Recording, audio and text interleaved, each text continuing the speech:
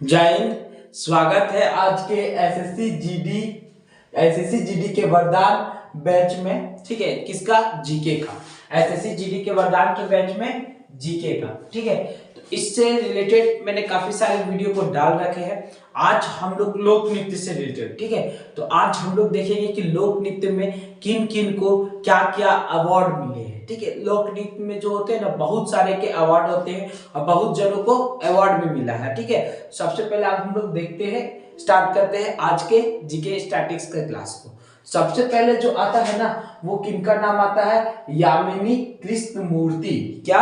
यामिनी कृष्णमूर्ति। यामिनी कृष्णमूर्ति जी को ये अवार्ड जो मिला है वो क्या चीज का अवार्ड? अवार्ड मीन्स होता है ना कि सम्मान मिलता है। जैसे कोई कार्य में अपना पूरा निछावर रहने के बाद उनको जो है ना सम्मान दिया जाता है, जिससे कि क्या हो, उन्हें प्रेरणा मिल सके। ठीक है, हाँ, उन्हें हम लोग को प्रेरणा मिल सके और वो सम्मान राष्ट्रपति के हाथों से दिया जाता है, सबसे ऊंचा सम्मान जो होता है। ठीक है, तो अभी हम लोग ने देखा है कि अभी का करंट अफेयर्स में देखते हैं, रोहित शर्मा, मोहम्मद शमी, कोल्लो और इन सबको अर्जुन अवार्ड से नवाजा गया है।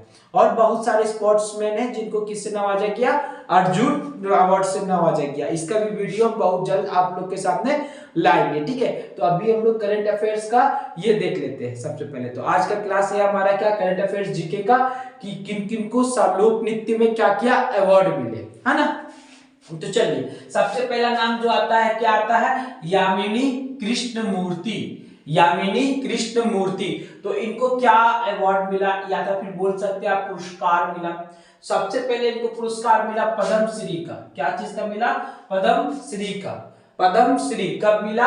1968 यानी कि 1968 को मिला। क्या चीज का मिला? पद्मश्री। और उसके बाद क्या मिला? पद्म भूषण। क्या मिला? पद्म भूषण। कब मिला? 2001 में। देखिए, पद्मश्री, फिर पद्म भूषण, फिर क्या? पद्म विभूषण।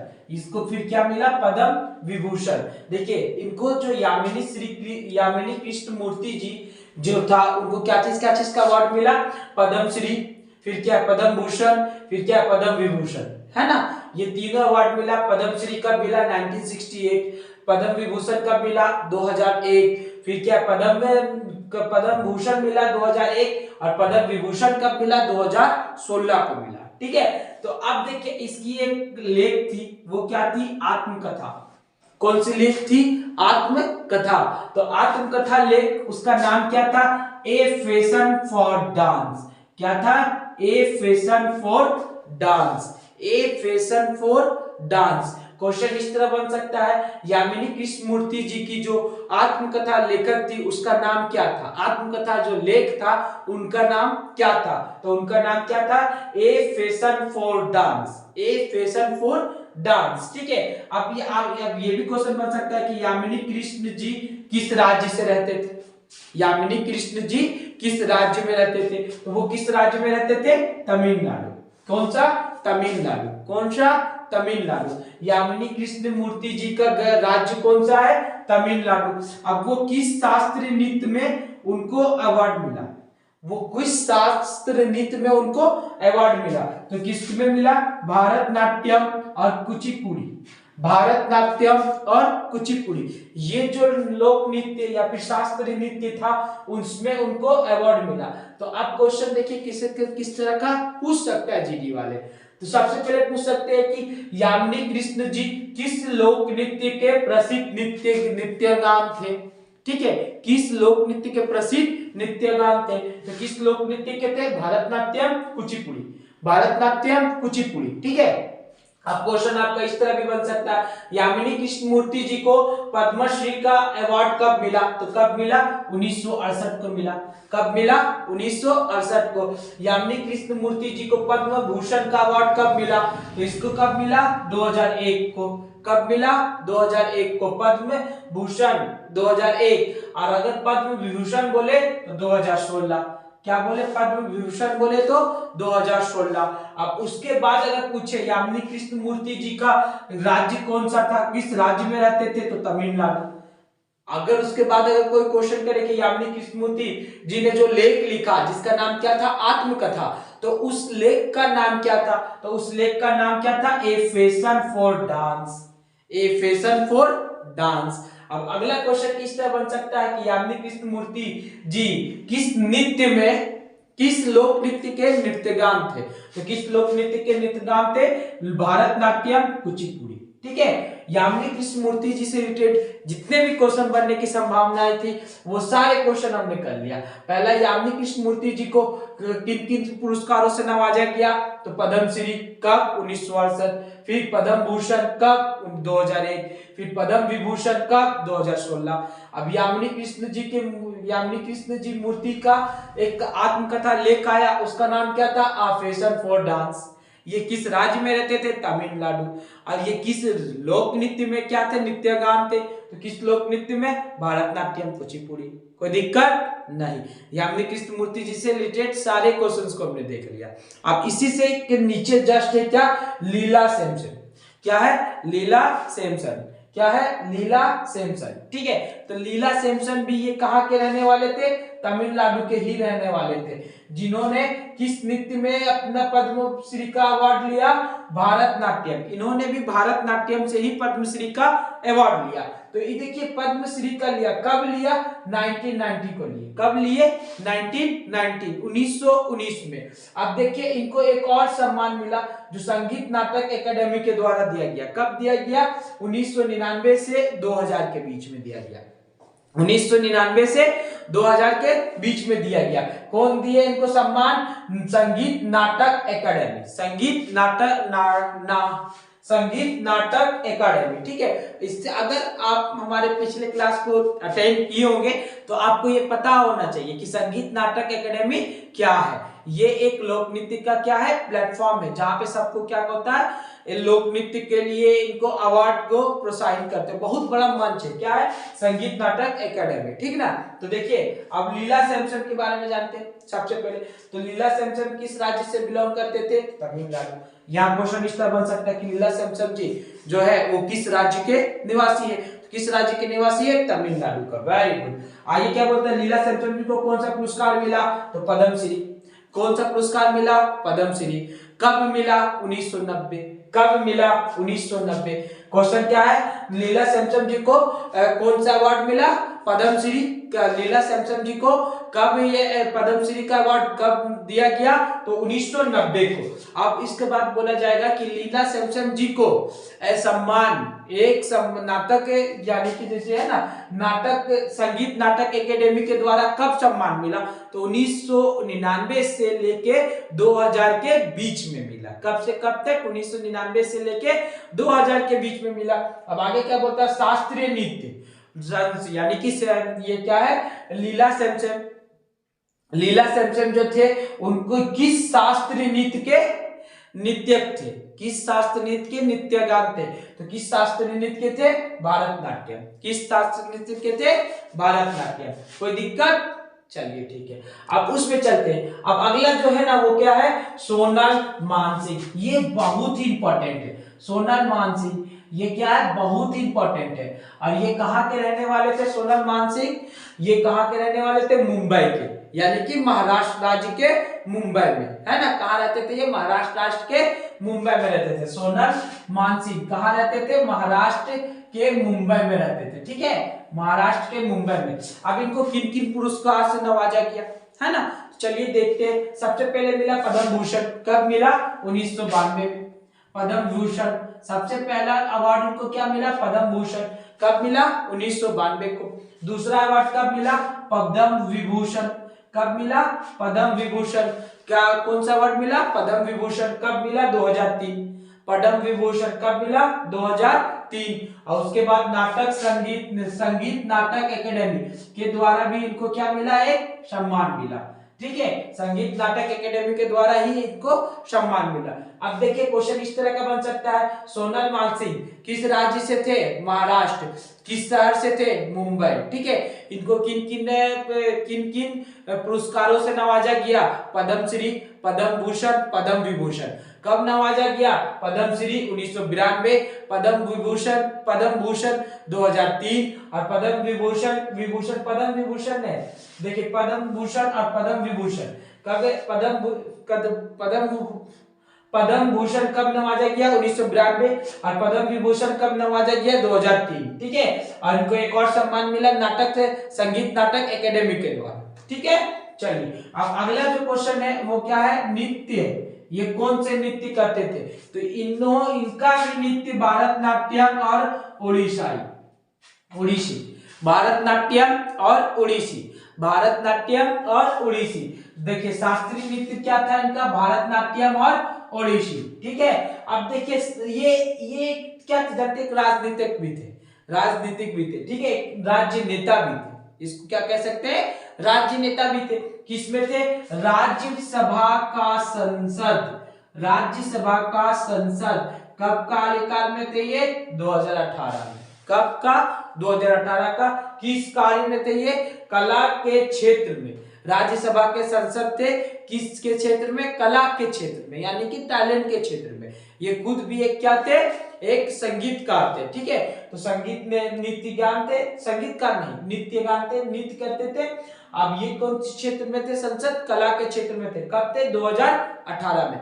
अब इसकी जो नोट करने वाली बात है ना, वो एक बहुत इंपॉर्टेंट नोट है, वो क्या है, सबसे कम उम्र में पद्म विभूषण प्राप्त करने वाले क्या है, नृत्य गान है। देखिए यानी कि सबसे कम उम्र में पद्म विभूषण प्राप्त करने वाले का जो रिकॉर्ड होता है वो किनके नाम है, सोनल मानसिंह के नाम है। किनके नाम है, सोनल मानसिंह के नाम है, ठीक है। और देखिए ये क्वेश्चन पूछा गया है एसएससी जीडी के 2023 में 6 जनवरी थर्ड शिफ्ट, कब पूछा गया है, एसएससी जीडी का 2023 का जो एग्जाम हुआ उसमें 6 जनवरी को थर्ड शिफ्ट में पूछा गया। तो ये मेरे लिए क्या है, एकदम वेरी इंपॉर्टेंट है। और एग्जाम में तो अब ज्यादा दिन बचा नहीं है, उम्मीद करते हैं कि सारे बच्चे अच्छे से तैयारी किए होंगे, है ना।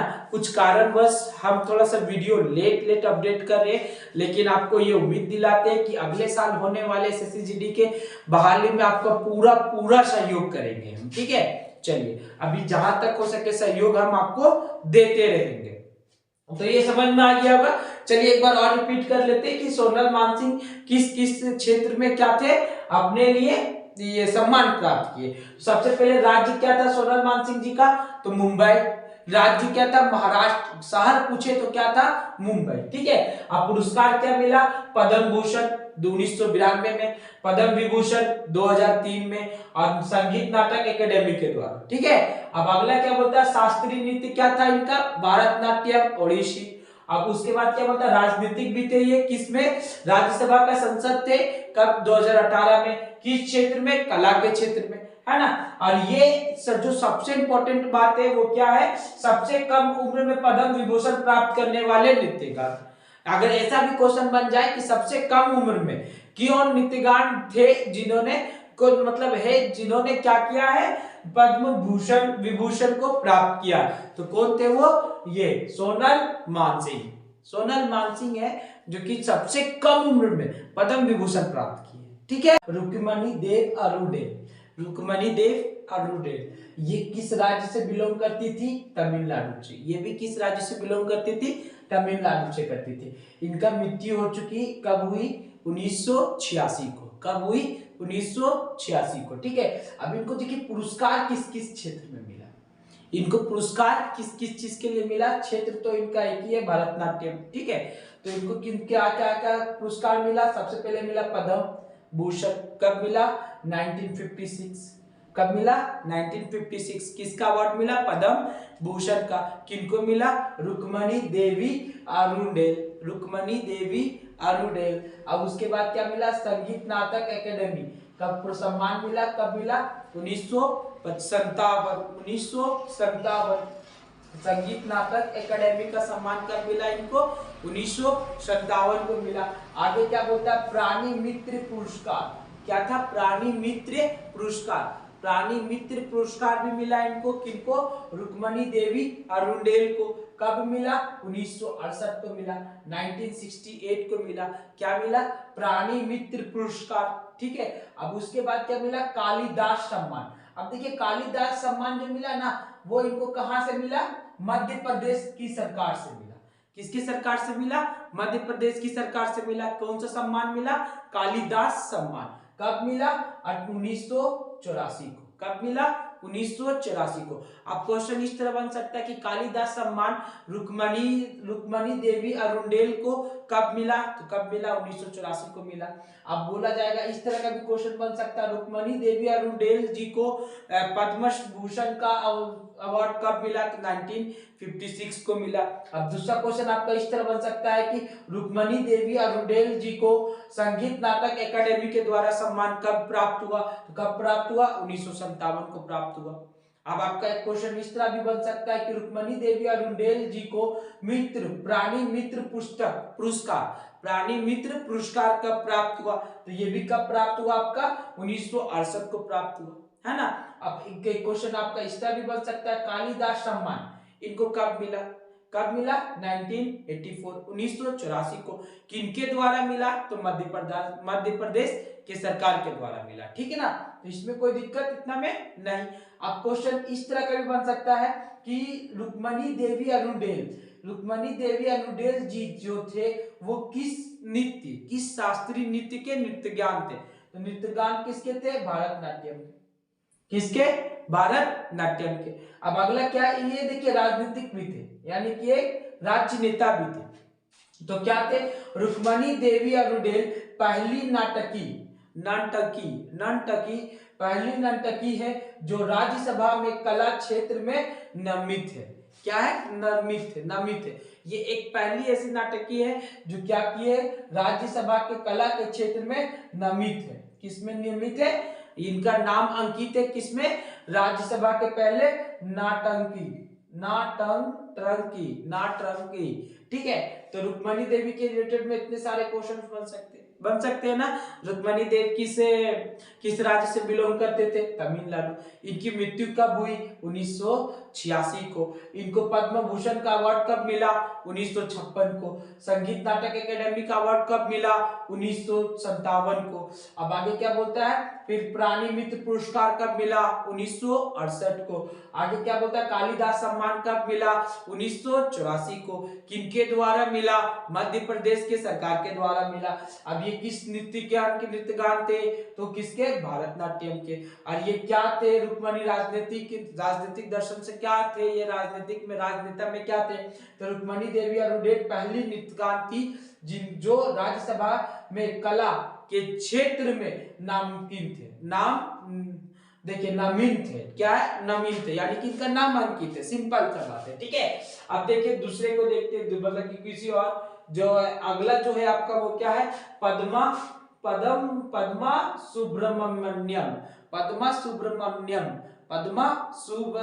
सुब्रमण्यम, ठीक है। तो ये किस राज्य से थे? तमिलनाडु के थे।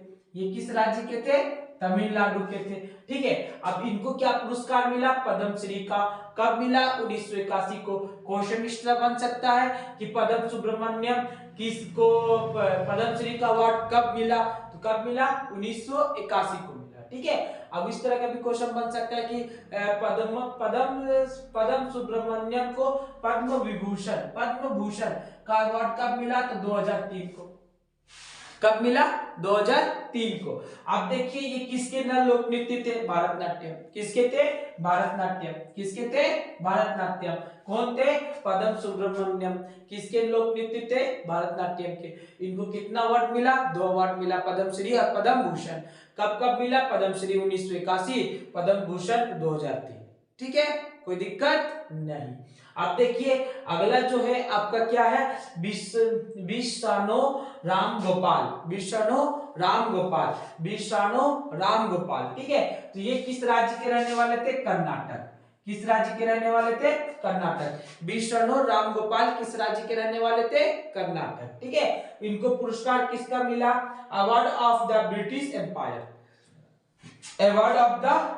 एम्पायर। क्या चीज का अवार्ड मिला इनको? Award of the British Empire. कब मिला? 1999। कब मिला? 1999। आप देखिए क्वेश्चन इस तरह बन सकता है, विष्णु राम गोपाल जी को award of the British Empire कब मिला? तो कब मिला? 1999 को, ठीक है। या तो फिर क्वेश्चन उल्टा भी कर सकता है कि बी शानो रामगोपाल जी को 1999 में कौन सा अवार्ड मिला, तो कौन सा अवार्ड मिला, award of the British Empire. क्या मिला, award of the British Empire. ठीक है। अब देखिए इसका सक्रिय वर्ष, यानी कि सक्रिय वर्ष को उसे वर्ष कहते हैं ना जब से वो जीवित यानी कि जीवन धारण करते, मान के चलिए जब से वो इस भूलोक में आए और कब तक रहे, सक्रिय वर्ष उसे कहते हैं। यानी कि जब तक वो इस पृथ्वी लोक में जीवित रहते, तो कब से कब तक जीवित रहे, 1912 से लेकर 2003 तक। 1912 से लेके 2003 तक आप लोग का होमवर्क ये रहेगा कि आप इनके एज को कैलकुलेट करके रखिएगा। ठीक है, इनके एज को कैलकुलेट करके कमेंट में बताइए। चलिए अब देखिए इनका पुस्तक है, तो वो कौन सा पुस्तक है, दो पुस्तक लिखे हैं। पहला पुस्तक क्या है, इंडियन डांसिंग। इंडियन डांसिंग कब लिखे, 1951 में लिखे। इंडियन डांसिंग कब लिखे, 1951 को लिखे। कौन सा पुस्तक लिखे 1951 में, इंडियन डांसिंग। कौन सा पुस्तक लिखे, इंडियन डांसिंग। किन्होंने लिखा, बिशानो रामगोपाल जी ने इंडियन डांसिंग कब लिखे, 1951 में लिखे। दूसरा किताब क्या था इनका, रीडर्स इन हेवन कब लिखे इन्होंने इस बुक को, 1957 को। कब लिखे, 1957 को। तो यहाँ पे बोला इस तरह का क्वेश्चन पूछा जा सकता है कि बिशानो रामगोपाल जी ने किन दो पुस्तकों का लेख किया, किन दो पुस्तकों को लिखे। तो पहला पुस्तक इंडियन डांसिंग कब लिखे, 1951 में। दूसरा पुस्तक रीडर्स इन हेवन कब लिखे, 1957 को। कोई दिक्कत नहीं। उम्मीद करते हैं ये क्लियर है ना, उम्मीद करते हैं कि सबको समझ में आया होगा। कहीं भी किसी तरह का दिक्कत हो तो आप बेहिचक हमें कमेंट कर सकते हैं, हम उसका कंप्लीट सॉल्यूशन आपको देने का प्रयास करेंगे। ठीक है। और आप लोग के लिए एक बात और बता देते हैं, जो झारखंड के निवासी और झारखंड के निवासी नहीं भी है, तो इस बार जो झारखंड की सरकार थी, जो झारखंड की सरकार है उन्होंने क्या किया है, वैकेंसी निकाले। किसके निकाले, जेएसएससी पुलिस भर्ती का। ठीक है, तो उसका भी हमने वीडियो बना के डाल रखा है कि कैसे कैसे इनका क्या क्या एग्जाम होगा। ठीक है, तो उसका भी क्लास हम बहुत जल्दी से स्टार्ट करेंगे। ठीक है, सारा का करेंट अफेयर्स भी उसमें थोड़ा सा आने वाला है, जीके से रहेगा, तो कुछ क्वेश्चंस करंट अफेयर से जरूर बनेंगे। तो उम्मीद करेंगे कि बहुत जल्द हम आप लोग को जीके का ये करंट अफेयर्स के बारे में बताएं झारखंड का। ठीक है, तो जो इस फॉर्म को फिलअप करना चाहते हैं वो 15 तारीख से इसका जेएसएससी का वेबसाइट खुल जाएगा।